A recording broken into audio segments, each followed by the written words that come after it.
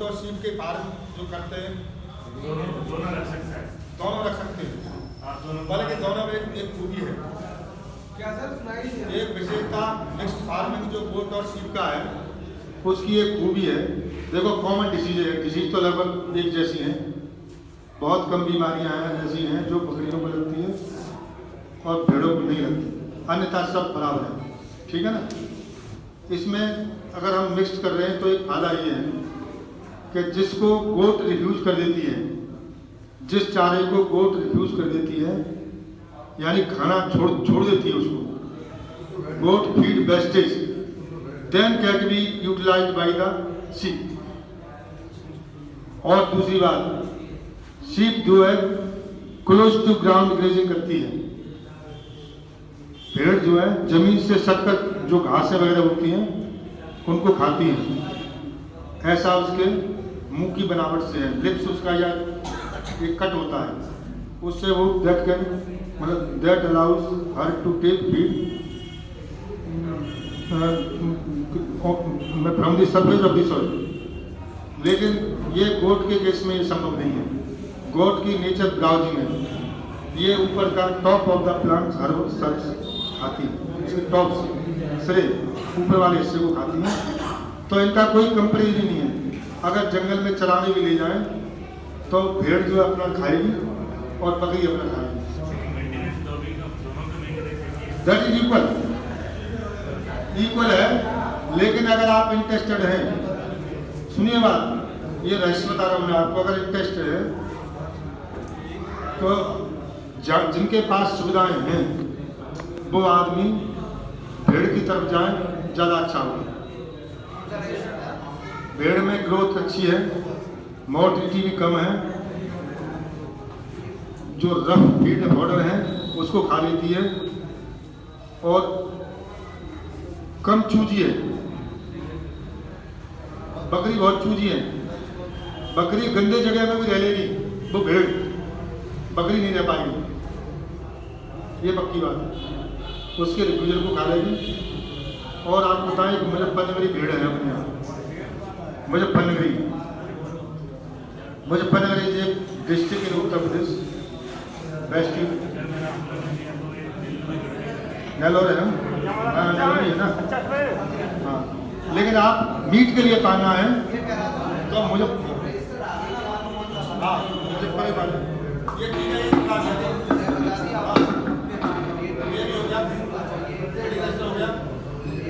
देखो ये इसका एक फॉर्मेट है। ये डॉक्टर प्रसाद गोट ब्रीडिंग फार्म एक बार बुलाया और फिटनेस करा जाएगा। इस तरह के आप बनाए, ये सीरियल नंबर हो गया आपका, टेस्ट नंबर हो गया, डेट ऑफ बर्थ हो गई और सेक्स हो गया उसका, 12 महीने तक का ही बॉडी में आ गया। ठीक है ना। ऐसे ही बच्चों में लेते जाएंगे, ज़्यादा है तो चलो आगे ये अडल्ट का हो गया, सेम है। इसमें खाना और कलर का नाम ये देखिए आप, ये सीरियल नंबर है, 2 नंबर है बकरी का नंबर और उसका लैक्टेशन नंबर है।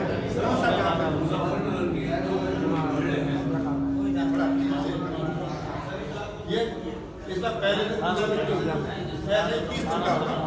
हाँ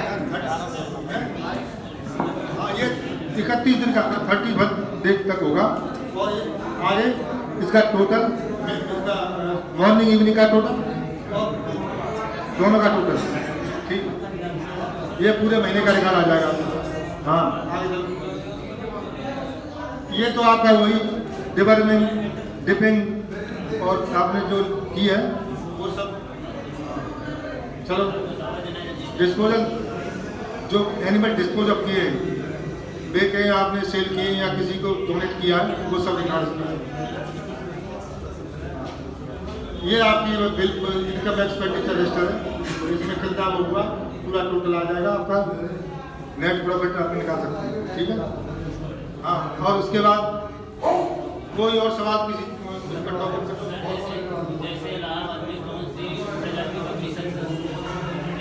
अरे भाई हाँ, इलाहाबाद में मांस के लिए बकरी पाली है। दूध के लिए सिरोही या झकड़ा ना लीजिए बस। हाँ और बोलिए साहब। सर ये दूध कैसे नापेंगे? हैं? दूध कैसे नापेंगे? दूध नापने के दो सिस्टम है। एक तो वॉल्यूमेट्रिक का एक आपका ग्रेवीमेट्रिक है। ग्रेवीमेट्रिक में आप किलोग्राम में तौल सकते हैं, ठीक है ना।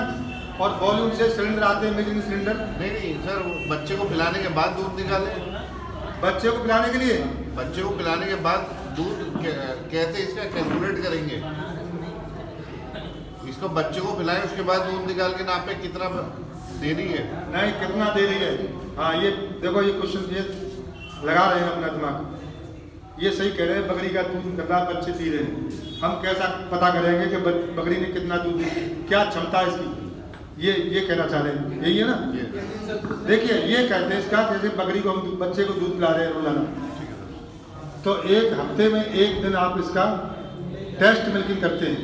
हफ्ते में एक दिन टेस्ट मिल्किंग करेंगे, उसके बच्चों को दूसरी बकरी का दूध लाएंगे, तो इस तरह से उसका दूध का उसकी कैपेसिटी का पता करते हैं। 3 महीने तक ये करना है आपने। इसके बाद तो फिर उसको नॉर्मली बच्चे हटा देते हैं, ठीक है ना। हाँ और बोलिए। बिहार में कोई भी जिला हो, पूर्वी यूपी यानी वाराणसी से लेकर के, ठीक है ना, और आप जाकर के नॉर्थ ईस्ट में कहीं चले जाइए, एक ब्लैक बंगाल बकरी है, ये बड़ी क्षमतावान बकरी है। हॉट ह्यूमिड क्लाइमेट, जो मतलब उष्ण आर्द्र क्लाइमेट, समझते हैं भाई लोग। हॉट ह्यूमिड, गर्मी भी ज़्यादा हो और उमस भरी गर्मी हो, जो पूर्वी यूपी से लेकर के आपके बिहार, बंगाल, उड़ीसा और नॉर्थ ईस्ट के जितने प्रांत हैं सब में ये बकरी पाली जाती है। बहुत अच्छी बकरी है, मीट के लिए सबसे अच्छी बकरी है। इसका दूध फैट परसेंटेज में ज़्यादा है, हाई प्रोलिफिकेसी यानी एक बार में ज़्यादा बच्चे देने की क्षमता। इसके अलावा फीड कन्वर्जन एफिशिएंसी, खाद्य रूपांतर क्षमता जो हम बात कर रहे थे वो सबसे ज़्यादा, और मल्टीपल बर्थ, एक से ज़्यादा बच्चे देने वाली, और अर्ली मैच्योरिटी यानी 5 महीने पर जवान हो जाती है। 6 महीने पर जवान हो गई, 11 महीने पर बकरी ब्याह गई, जैसे हमारे यहाँ रिकॉर्ड है। और बोलिए साहब। अच्छा सर, बकरा कौन ले जाए प्रजाति बच्चे बकरे? बकरे तो आप किसी को ले जाइए, जिस प्रजाति की बकरी पाल रहे हैं वही बकरा होगा। धन्यवाद।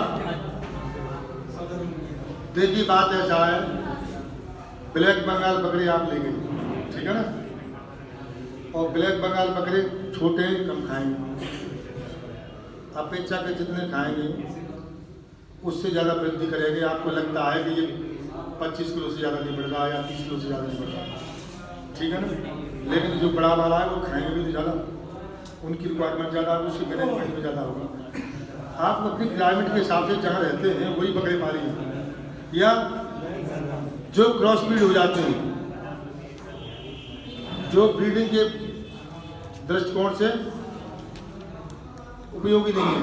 आप किसी भी मार्केट में जाएं जहाँ बकरा मंडी लगती है, वहाँ जो बच्चे आपको मिलते हैं 3-3, 4-4 महीने के, वो आप देख लें कि वो तंदुरुस्त हैं, चमक उस पर है, अलर्ट एक्टिव हैं, आप उनको ले लीजिएगा, उन्हें पालिए। हाँ, हनुमानसिकी की कोई आवश्यकता नहीं, वो प्योर ब्रीडिंग में देखना है, आप प्योर।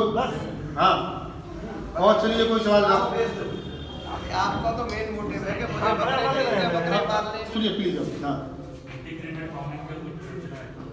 जो एक साइड तो गोट्स में शेड रहेगा, दूसरा सेम जगह में मुझे मुर्गी पालना किया, तो जो गोट्स से जो वेस्ट आएगा, जो वेस्ट मुर्गी का है तो उसको प्रॉब्लम हो जाती है। देखिए, मुर्गी का वेस्ट जो है गोट को खिलाने से उसको स्टेलाइजेशन करना पड़ता है। हाँ खा सकता है अप टू सम परसेंट, 100% आप उसको वेस्ट नहीं कर सकते। हाँ ऐसे एक्सपेरिमेंट है। हाँ जी बोलिए सर। प्रॉफिट का कैलकुलेशन कैसे करते हैं? प्रॉफिट में तो आपके इकोनॉमिक्स वाले आएंगे बताएंगे। हम तो इनपुट आउटपुट रेशियो से करते हैं, कितनी लागत उसको लगी, कितना प्रोडक्शन हुआ, उससे हम निकालते हैं। जो हमने अभी दिखाई दिया आपको सीट, आपको दिखाया था मैन और की कॉस्ट इतनी, बनाने की कॉस्ट, मिल्क की कॉस्ट इतनी, मीट की कॉस्ट इतनी, ये सब हुआ था ना। और नेट प्रॉफिट बना हुआ। हाँ और बोलिए साहब, आपका कोई सवाल है साहब बताइए। अरे भाई सुनो प्लीज। हाँ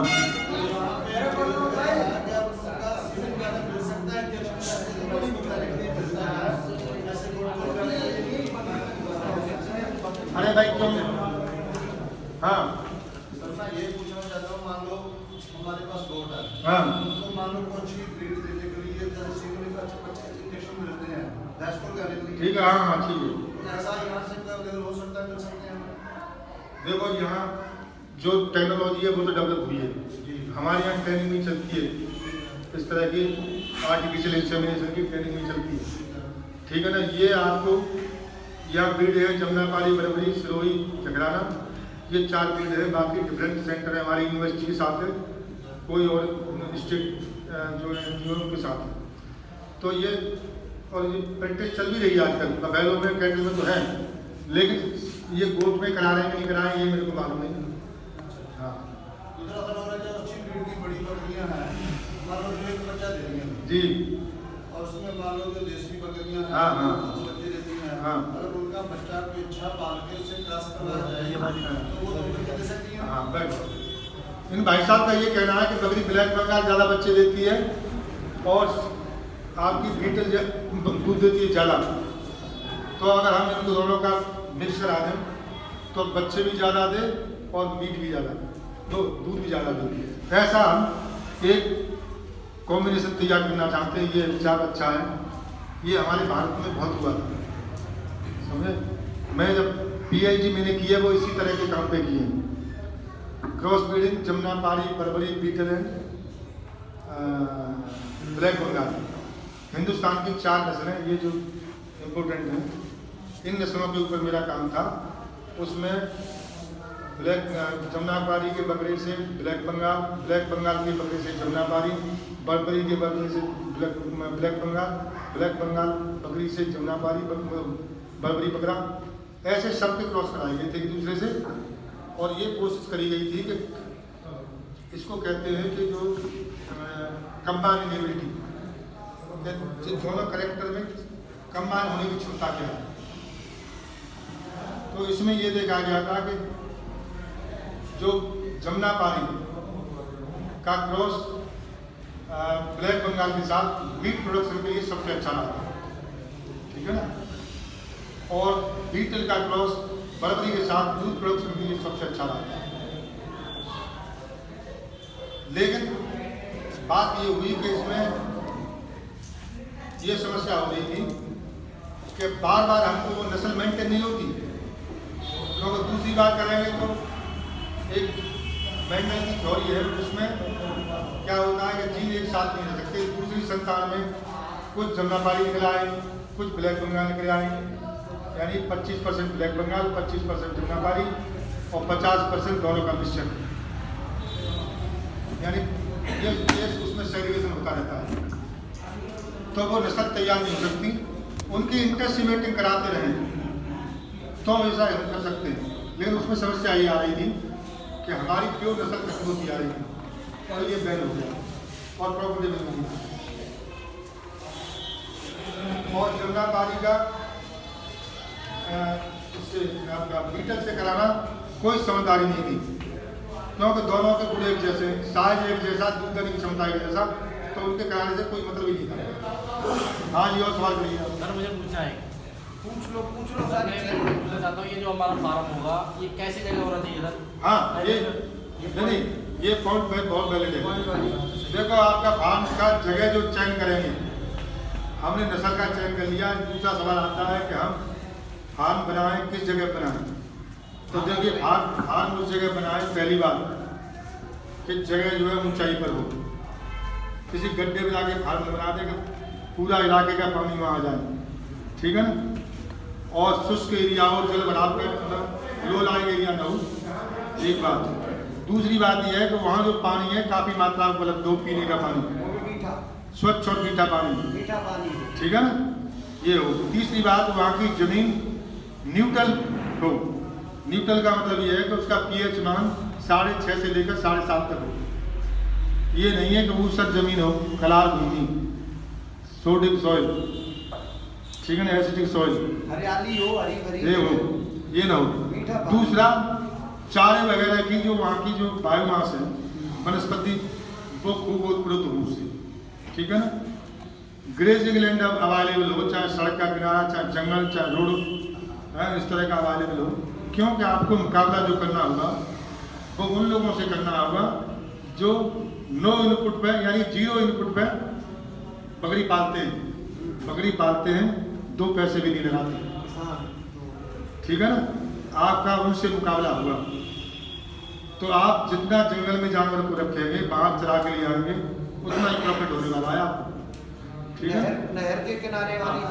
और एक बात, जहाँ आपने फार्म खोला है, अगर बड़ा फार्म है तो वहाँ अप्रोच जो है फार्म के लिए, अप्रोच यानी रास्ता, जाने का रास्ता होना चाहिए, बिजली की प्रॉपर व्यवस्था हो, ठीक है ना। ये चीज़ें आपको याद रखनी होगी। और देखिए, और availability of labour, Shram Shakti की आप मतलब उपलब्धता पर्याप्त हो, तब आप फार्म खोलेंगे। सर एक चीज़ और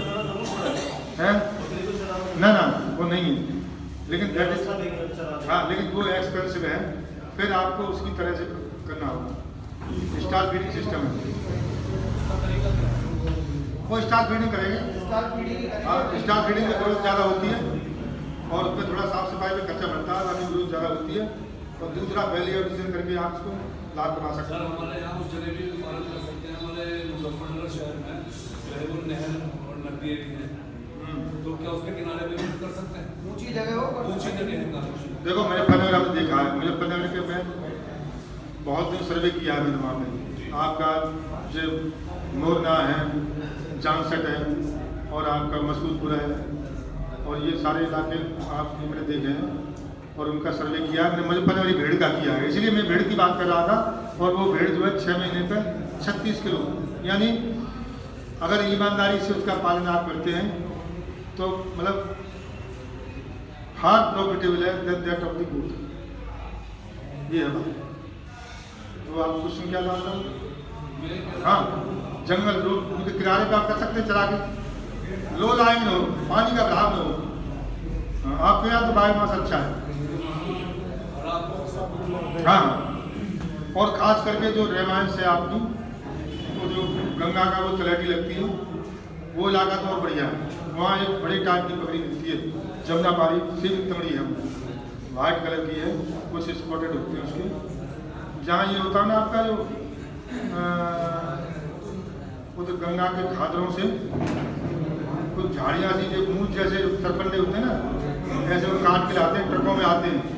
वहाँ हम गए थे तो वहाँ जो है घास वास वैसी बहुत होती है, वहाँ बढ़िया है।